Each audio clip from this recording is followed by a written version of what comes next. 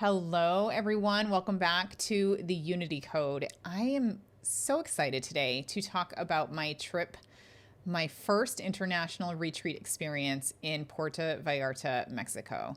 And this was such an important lesson on trust for me, as my team has lovingly asked me to trust them since day one of this metaphysical journey, because trust and I go way deep. Like, we go way deep. I trust nobody. I'm like the X-Files over here. And so this has been an astounding example of the magic of trust with spirit. And I wanted to walk through this story, this path with all of you today, because I think it's so interesting that a lot of people love to say, trust the universe, that the universe always has a plan. Hell, I say it to my clients all the time. I'm so sorry, everybody. But that is the reality of it. And it's so interesting because one of the first oracle decks I ever bought was Gabrielle Bernstein. I know she's lovely. Her oracle deck, The Universe Has Your Back.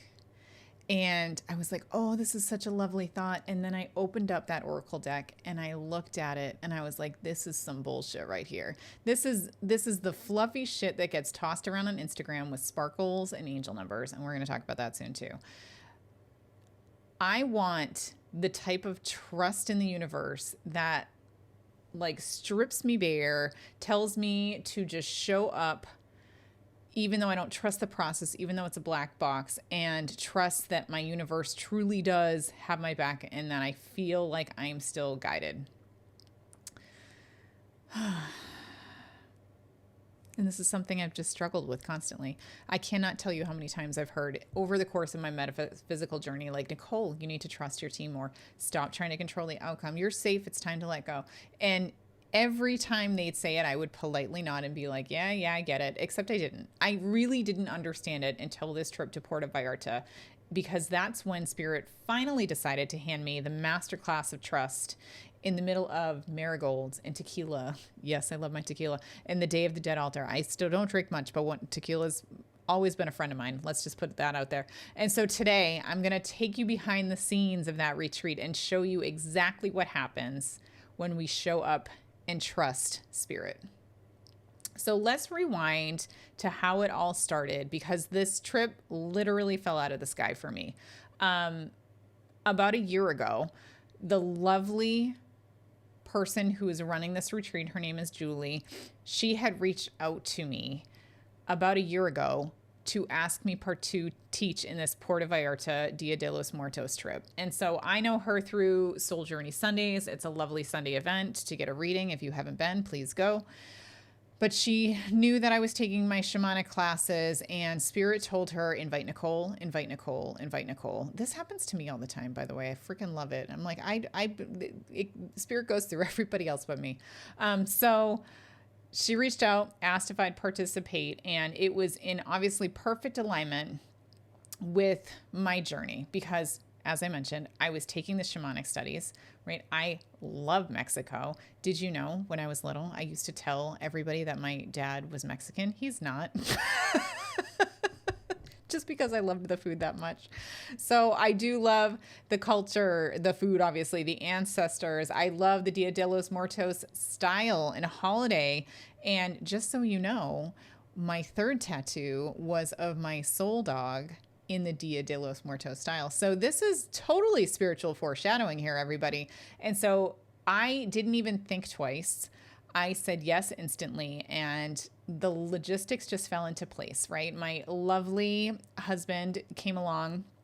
My in-laws watched my kids. God, they're saints. And my other in-laws watched my dog, right? Like, it was just the perfect, easiest flow state to get to Mexico. But here's the catch. About 5 days before flying out, 6 days before I was supposed to teach, still not knowing what on earth I was going to be teaching in Puerto Vallarta, Mexico. So much so that one of my students in the Mediumship Mastermind asked me, Are you nervous? Are you nervous about this retreat? And to be honest with you, I wasn't nervous at all. And I let her know that. And I said, my team always delivers something amazing. And so I trust them. And I know that they're going to give me something amazing to teach down in Puerto Vallarta, Mexico. And I had this really strange calm about it, really strange trust about it. Because historically they do. I have learned enough to know that if I don't stress about it, my team shows up with something way bigger, way better than I could have ever planned. And so after that mediumship mastermind class that night, there was a thought that dropped in my head. And when I say that, those of you know, that's always spirit. When you get a random thought in your head, it's always spirit. The thought was me chatting with the travel agent a few weeks earlier, and she was hyping me up for the trip, and she was asking about me and my class and what I was going to teach. Of course, I didn't tell her. I told her I don't know yet. And she told me to look up La Catrina. She said, I think you're going to love it. Go look it up if you haven't heard of it. It's a really big part of Dia de los Muertos. So I heard that talk track in my head, and I said, all right, Spirit, I see you. I see you. So I get onto Google, and I start searching for La Catrina. And if you haven't heard of La Catrina, she is the absolutely gorgeous skeleton in the wide-brimmed hat that's smiling at you, dressed to the nines as part of the Dia de los Muertos celebration. She looks like royalty. She's absolutely gorgeous. And she started over a century ago as satire. So it was the artist's way of mocking the upper class. I love this. As a reminder that no one escapes death, no matter how wealthy you are. We all end up as bones in the end. So over time, this satire cartoon became a political statement and a sacred icon of the Dia de los Muertos holiday. So you end up seeing La Catrinas all over Mexico, all over the world for anyone that's celebrating this incredible holiday, because it became a symbol of equality and remembrance and joy, because she reminds us that death is not the opposite of life. It's part of life. And so that's why people paint their face in the sugar candy skull. I've said that wrong. You know what I'm talking about. Ways. And so as I'm reading this, I just loved it. I loved reading about the Catrinas, because that's exactly what mediumship is. It's not about fear. It's about joy and celebration and reuniting of us to our ancestors, us connecting to the other side. It's not about grief. It's not about like spookiness or scary. It's a joyful remembrance. And La Catrina was the perfect example of why we, as a mediumship group of 25 amazing, amazing women, showed up in Puerto Vallarta, Mexico on this incredible holiday. And so reading about the Catrinas, spirit was right. The travel agent was right. It gave me so much just connection and inspiration for the holiday. And I knew I had to learn more. So I continued to Google, and I know what I know. Like, I have kids. I don't, I'm not Mexican, despite what I told everybody as a child. So I did have to go and Google the authentic celebration of Dia de los Muertos, because I know what I know through Coco and maybe some movies and media, but I haven't actually gone and researched the holiday myself. And so when I started researching, I saw a lot of amazing things, a lot of nuggets of gold. I wanted to make sure I was representing the holiday as best I could, being a participant in the motherlands of this amazing holiday. And so then I got to the altar, the ofrenda. And there, in my little Google window, was the incredible information about the symbolism of the ofrenda. Now, there are symbols for all of the different objects on the ofrenda, and I think it's really important to mention that, because they have the ofrenda itself is really based on, for lack of a better word, shamanic practices. It's based on the elements. It's based on, the connection to Mother Earth, because you have the fire with the candles. You have the water. People put glasses of water, or honestly, bottles of tequila out there on the altars. You have the beautiful paper, I don't know what to call them, paper banners, which represent the air, right? And you have the food that is shared on the altar that represents the earth. So it's this connection of us to all of the elements of Mother Earth. They have favorite foods that, again, you put on the altar. You have pictures. You have the sugar candy skull, the skull, ceramics that might have a name on them for the people. You might have a picture with words or a story, and you're going to have crosses and all these amazing things on there. But as I kept going deeper and deeper into the symbols of the ofrenda, somewhere I read, and reading it on Google versus being in Mexico and seeing it in person, it was a little different, because what I read, I don't think is necessarily attributed to the holiday too much. But I discovered that this traditional 3-tier altar setup, this is what I read. Sorry, anyone that's Mexican or Mexican descent that I'm butchering this, apologies. So traditionally, it mentioned that the altar was set up in 3 tiers. Now, being in person, I know that's not necessarily true. I saw many different tiers. I was counting them as I was walking all through Mexico. So I was counting them. So I know that this isn't necessarily a rule of thumb by any means. But essentially, what I Googled was the meaning of the tiers of the altar. And based on what I had read, there were 3 different tiers of the altar, or 3 different ways. So along with the elements and the connection to Mother Earth or Pachamama or Gaia or what have you, each of the levels also represents different levels of connection. So the lower level, the bottom level of the ofrenda, is meant to symbolize the underworld in the shamanic, which is the subconscious, which is the ancestral lineage, the past, right? The middle layer is supposed to represent the conscious, the physical, the human, the earth, right? Our lived experience here on planet Earth. And then the upper level on the ofrenda is meant to symbolize heaven, connection to the spirit world, the other side, the upper world, if you're talking in shamanic terms.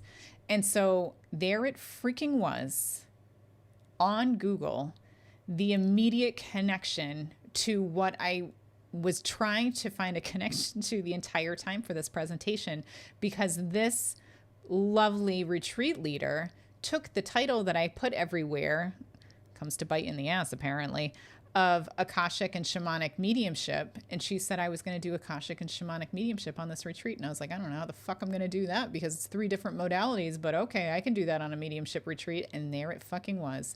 Spirit handed it to me on a literal altar. The connection between the different levels of the ofrenda, the lower level, the shamanic, the middle level, the mediumship, and the upper level, the Akashic. And so the ofrenda mirrors exactly what I was trying to present, exactly what I wanted to share. And not only that, but had a direct connection to the holiday, the Dia de los Muertos, and honoring it in the true way that it needs to be honored here in the physical world. It was probably top 3 biggest holy shit moments that I've ever had in this spiritual work. Like, I'm talking tears running down my face. I'm talking holy shit. I had no idea. Of course, Akashic and Shamanic Mediumship at a mediumship retreat, like, that's a fucking mouthful. So I did ask, sorry, I'm off my rocker today with the swears, everybody. So I did tell the team, I can't name it that. Like, I know that's what the title is. I can't name it that. What do you want me to name it? And they said Ancestral Mediumship. And I said, freaking perfect. That's amazing. And so from that moment on, once I knew what I was teaching, like, the floodgates open. I drafted up the course. I ran it by my mediumship mastermind women to give it a trial run, because I always love to do that. Got some amazing feedback and information from that group, right? And so this was 2 days before the retreat. So I packed my bags, dropped the kids off at the in-laws, dropped the dog off, grabbed the husband, head to the airport at 2 a.m. on Saturday morning on Dia de los Muertos, like the day after Halloween. We fly down to Mexico. Thank God it was before the TSA debacle. And we get there, and when I check in, I go to check into the hotel.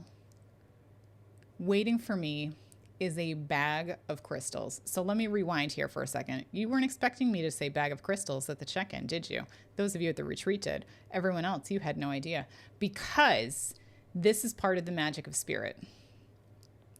When I checked in with this bag of crystals came from the amazing, my ride or die, most amazing woman ever, owner of a crystal mine in Westboro, Massachusetts. This is the store that I do a lot of live events at. She is an amazing human. And we found out through the grapevine, after not talking for several months in a row, that we were going to be in Puerto Vallarta pretty much at the same time. She beat me by 2 days. So our paths did not cross, but we were in the same location in Mexico within 2 days of each other. Completely unexpectedly, because I had booked this a year in advance. She had no idea. Her husband had booked this cruise. I had no idea. And so when we went to go meet for lunch, we found out, or we went to schedule lunch, we found out that each of us were going to be in the same vicinity in such a close period of time. She thought it was freaking wild. So what she decided to do was bring crystals on her cruise. If you haven't checked out her social media, you need to, by the way.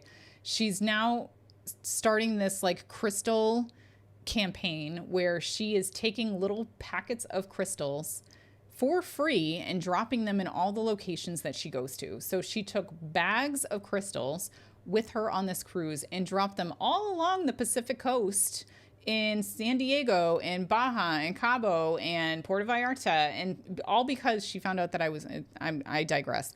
Anyway, so she finds out we're there. Her cruise stop lands. She drops off the crystals at my hotel because she doesn't think she has time to go drop them off in town and hide all the crystals. So she's like, can you do it?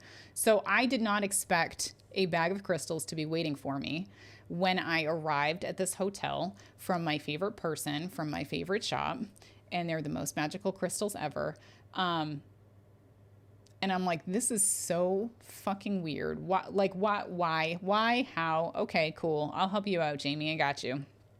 So I just went with it, took the crystals up, and it was amazing. It was so amazing. Scooting to the next day, after I've gotten my lovely, what did I get that night? After meeting all the women that arrived, sorry, I'm already thinking about the food, everybody. I'm like, what did I eat that night? I definitely had chicken mole that night with more chips and guac than I will ever admit to. I ate it every day. It was amazing. So the next day, we start our retreat. The first woman is talking about her training session. So Julie goes first. She's in the morning. I'm in the afternoon. On Dia de los Muertos, which is like a week-long event. So it's Dia de los Muertos. It's the last day. It's November 2nd. She goes first, right? She's teaching a lovely workshop. It's amazing. She's doing some amazing teaching. We get into this meditation to get ourselves in the power before we do breakout groups to practice what she had taught. As soon as we entered this guided meditation, I thought I was going to meditate, but no, my guides were in my ear the entire time. Grab the flowers. Bring the deck down. I brought a deck with me. They told me to bring a certain deck with me and bring the crystals down during the break, during the hour break that I have. Bring everything downstairs. And I'm like, oh, okay. So as soon as the workshop's over, I run upstairs to my room. I grab all the things, stick it in my backpack. They probably think I'm fucking thieving the giant flowers in my crystal vase. It's fine. It's no big deal. Bring it all down to the conference center. And as soon as I do, they're saying, set up an altar in the middle of the floor. So I do. So I put the flowers in the middle of the circle of chairs, put the crystals all around it, put the cards in a circle around that. So I essentially created this shamanic altar in the middle of this stark, kind of cold, not so great energy, gotta be honest with you, conference room. As soon as that altar was set up in the room, the entire energy shifted. I can't even describe it. It just shifted. I was like, oh my God, this is exactly what the room needed. It's what the energy needed. It's what the physical location wanted us to do.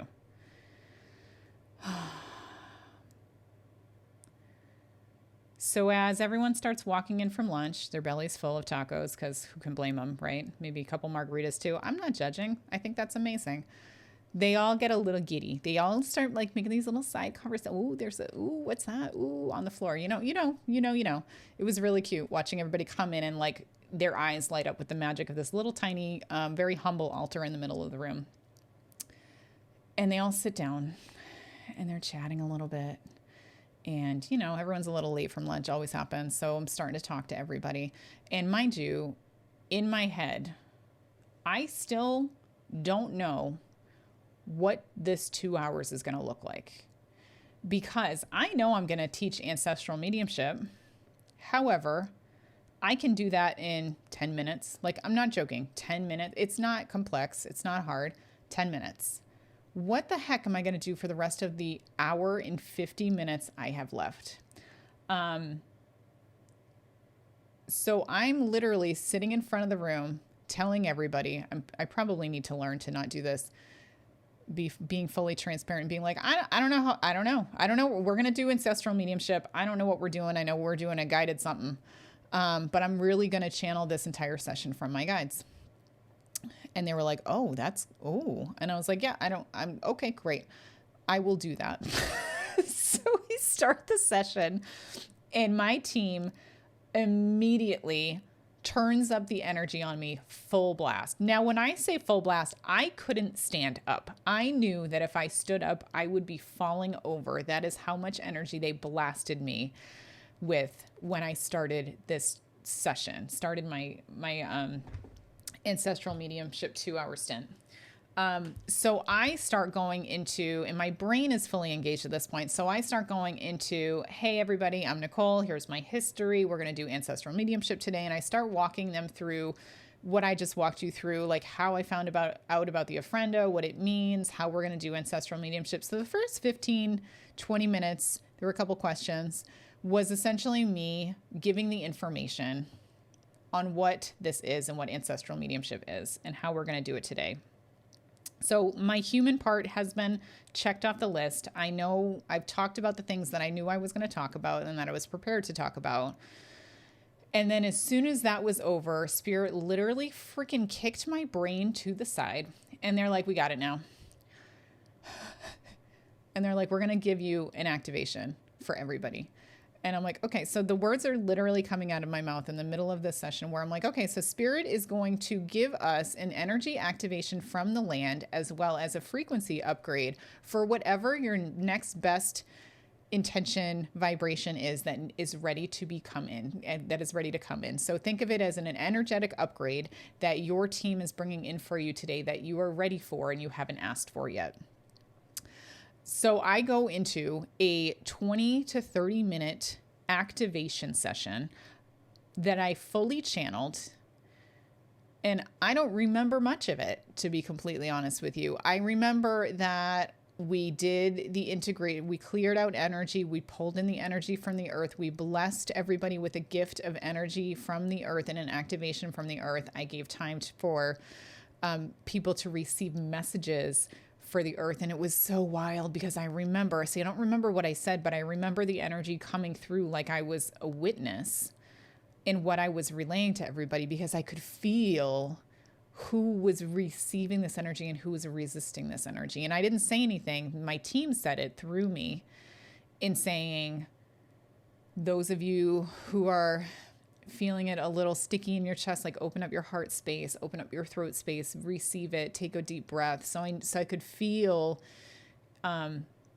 inherently the energies of the room and where they were flowing and where they were stagnant. And I don't think it was me. I think my team was showing me the balance of energy in the room, if that makes sense. I don't even know how to describe it because it was all happening at once. So like I could feel the different vibrations that were okay. I could feel the different vibrations that were sticky. I don't think anyone was checked out, but I think if they were, I could have felt that too. And so we did this energy activation. We did this frequency download for them from their guides going into the Akashic records. I don't remember what I said. It was fucking epic though. Can I say that? It was fucking epic. And I only know it was epic because when I was done and my eyes were shut the whole time, I was definitely in like trance channeling mode. When I opened my eyes and after I asked everybody else to open their eyes, I saw people wiping tears. I was wiping tears. And I saw people sigh and take deep breaths. And I got to be honest with you, it's like working with me. It's like a slap across the face. A lot of them look like deer in headlights. Like, holy shit, what just fucking happened? And I'm like, well, welcome to working with me, everybody. This is what it's like to work with me. I go big or we go home. And so after everybody took a moment to just come back from this energetic upgrade activation, still don't know what I'm calling it. Everybody said, Spirit said, when I say everybody, it's my team. My spirit told everybody to grab a crystal and grab a card. Take the crystal home. That's yours to keep. It has been infused with the energy of the land. It is your gift from the land. And lovely Jamie at the Crystal Mine. And the card is a message for you from your team through this activation. So I hand the book around for the cards. A lot of people are sharing these amazing, amazing synchronicities that you couldn't make this shit up if you tried. Because I had one woman who broke her foot in the airport, we know now. We didn't know it at the time. But the pain in her foot completely disappeared when it had been throbbing nonstop for 2 days before the session. So her foot pain, her broken foot, stops being in pain. We had several participants that were they were kind of seated next to each other, close physical proximity in the room, that all saw similar visions of eyes while we were in the Akashic records. And then there was another woman who earlier in the day, she brought this cute little paint set that you see on the social media accounts right now, where it's like this little pocket with these little watercolors. And Spirit told her to sit by the pool and paint this morning. So she painted. And her card, the colors of the card she picked out almost precisely matched the watercolor painting she had done earlier in the day. Like, and she even wrote down symbols which she saw on the card. Like, it was wild. It was freaking wild. You couldn't make this shit up if you tried. And so I knew when, see, they're giving me the download right now. So I knew, but I'm saying this in the present tense. Now that I'm processing this live with all of you, I knew in that moment. Now that I know. God, could I say that any more backwards? Can I just rewind for a second and say that differently? I hope you don't mind my garbled mess all the time. Looking back at that moment, my team is informing me I needed to be there to help everybody receive the activations and gifts from the land. Because I wasn't there to just teach ancestral mediumship. Yeah, that was fucking cool. I loved it. But I was there to make sure that these individuals knew that the universe had their back. That Mother Earth, Pachamama, Gaia, she wants us here. We are anchors and lightning rods in Mother Earth that are here to raise the vibration and frequency. So it's like Spirit showing me in my head right now, that activation lit up the grid in that area that needed to be lit up.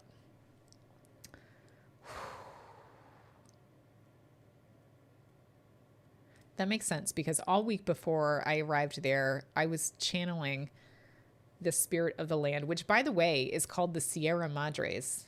Sierra Madres, it's the mother range. It's not like Sierra Nevada. No, it's Sierra Madres, the mother mountains down there. I was channeling that energy all week saying, and she continuously was telling me everyone that is coming to the retreat has lived an incarnation in Mexico. She was telling me that we are all welcome there, that she is happy that we're here. We will be divinely protected there. That she has been waiting a long time for us to go there. Like, it was wild, the shit that I channeled before. These are the things I don't tell everybody because doesn't that sound crazy? It does. But the more that I do this work, the more I realize it's just so far out there. Like, we don't even know that how much we don't know. We only know what we know. And we are a drop in the ocean compared to what we think is possible here in the physical world. So that was pretty fucking rad. After everyone picked their cards, many of which resonated, they were all kind of sent off in their breakout groups to go practice ancestral mediumship. And some of the messages that people got were absurd and amazing and things they'd never thought about before. One woman had mentioned, and part of this was receiving messages from, am I boring you? No, I'm not. I feel like I'm getting you all to sign on for retreats with me in the future.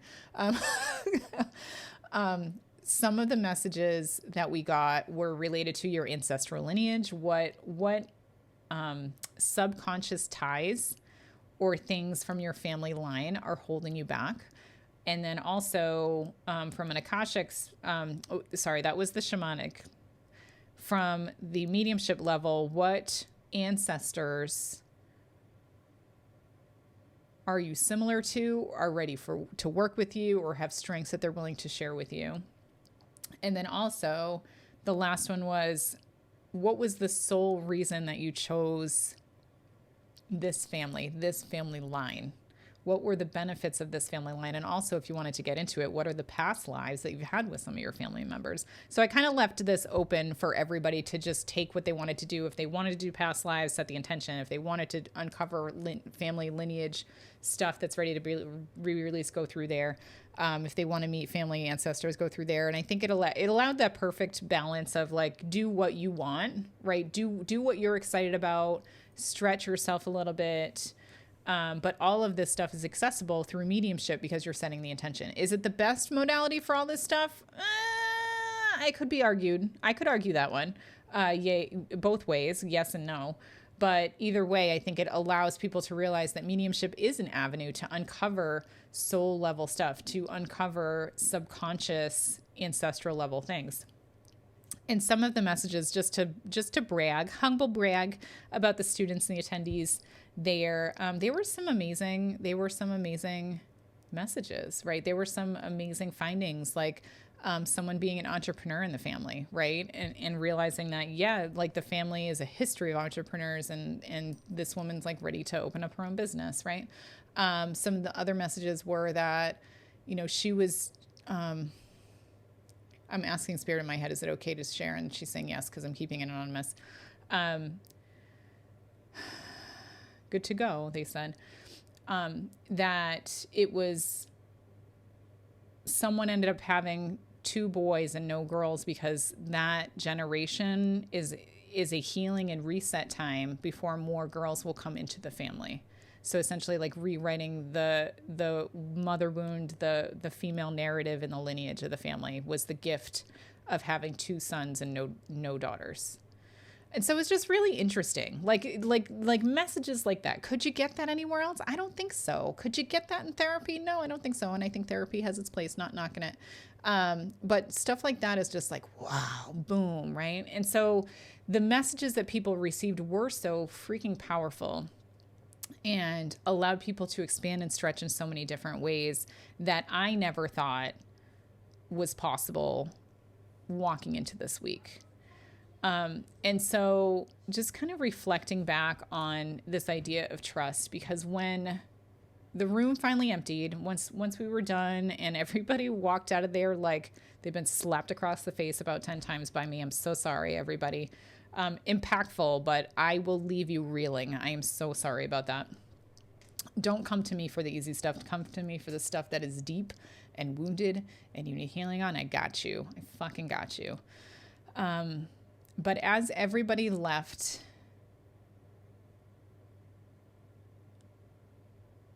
I was like, good job, team. We did it, right? But I was laughing a little bit because of course Spirit had it handled. They literally orchestrated this entire fucking 2-hour session like a year in advance, right? Like the fact that I got there, the fact that I was invited to this event, the fact that Jamie had dropped off the crystals that I ended up infusing with the energy of Mother Earth and giving to all the participants there, right? Little bit of a gift for everybody, a literal and an energetic gift for everybody. The fact that they helped me with channeling the information. Did you know that I have been learning channeling for like 3 weeks before? I knew how to channel, but I needed a little bit nuance. So they had me listen to channeling books and practice channeling weeks before this session, right? The fact that they gave me downloads in the morning, the fact that like they told me which tarot cards to bring before the session, the download of the altar information days before, all of this shit was planned by my invisible team. And I'll tell you what, if it were me and I didn't trust my team like I haven't for several years, right? Like I historically have a hard time with trust with my spiritual team. I got to be honest with you. Old me would have planned this shit out of this. I would have had a spreadsheet. I would have researched over and over and over again, tested over and over and over again. New me, let spirit lead me to the altar. And I think that is the major difference between control and collaboration, because spirit just needs us to surrender. They don't ask us because they want to control the situation. They ask us to let go so we can finally let them lead and show us and teach us what alignment actually looks like. And here's the thing that is so hard about trust. It's not passive. It's active, it's anxious, it's difficult, it's trying, it's letting go of old patterns and beliefs in your energy and in your neural systems, frankly. And dealing with the anxiety and anxiousness while at the same time saying, I don't know what's next, but I'm going to trust it. And when you show up that way, at least in my terms, in my experience, spirit shows off.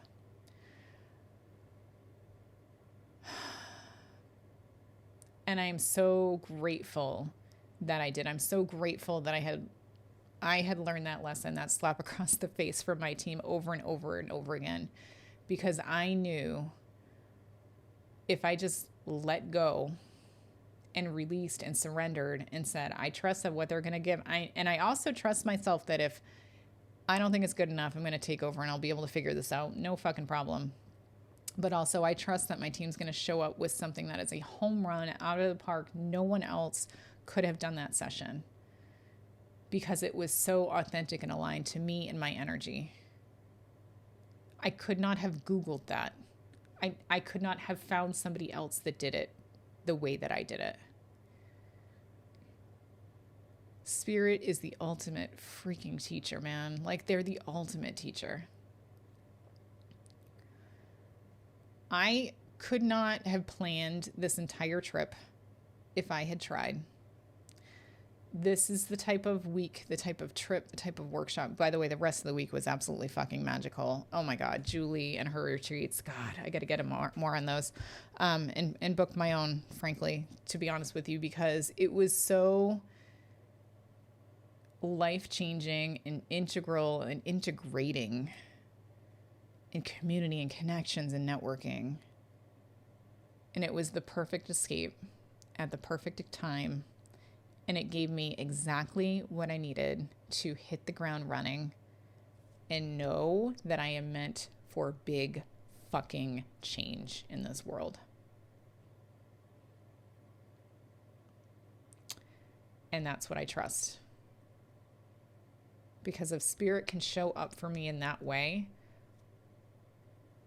I know there's nothing that they wouldn't do for me and nothing that they couldn't move or help me accomplish, so long as I continue to surrender and trust. And so I would love to continue this conversation on Wednesday, where I want to talk about how does this trust thing actually work, right? Because it's one thing for me to talk about this entire story and all these different pieces that hopefully you followed. Maybe you didn't. That's okay too.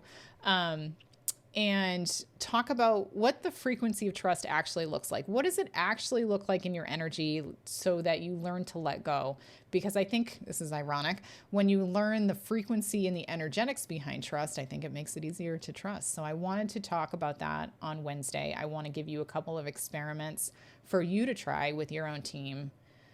And damn, I want to know your moments too. Like I do. I genuinely do. I am loving, absolutely loving all of the messages that I've been hearing from all of you on Instagram comments, messages. My community out there on Heartbeat's a little quiet right now. That's fine. We'll get it going. We'll get it going.